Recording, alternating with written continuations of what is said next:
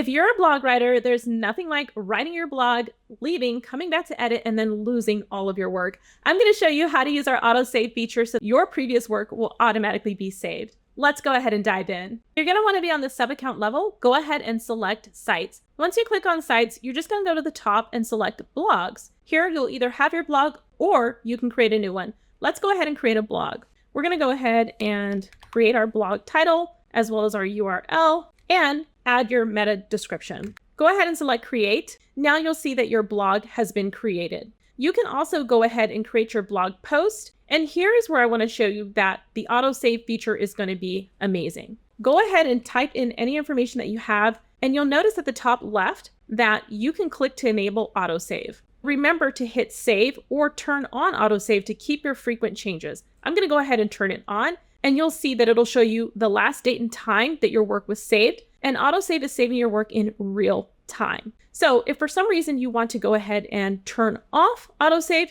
you'll just go ahead and select that and turn autosave off for purposes of demonstration. I'm going to want to go ahead and turn it on so you can continue working and it'll continue to go ahead and save your work. So you can see here that the time has been updated. So there are a couple of important notes that I want to point out. The autosave preference is browser specific and saved in a local storage under the key Blog Editor Autosave Enabled. Your preference does not sync across devices or different browsers, so do keep that in mind. If autosave is off and no last saved data is available, you'll see autosave off displayed. So start using this incredible feature today. Make sure to toggle on autosave so that you can continuously work on your blog and save the work that you've previously done.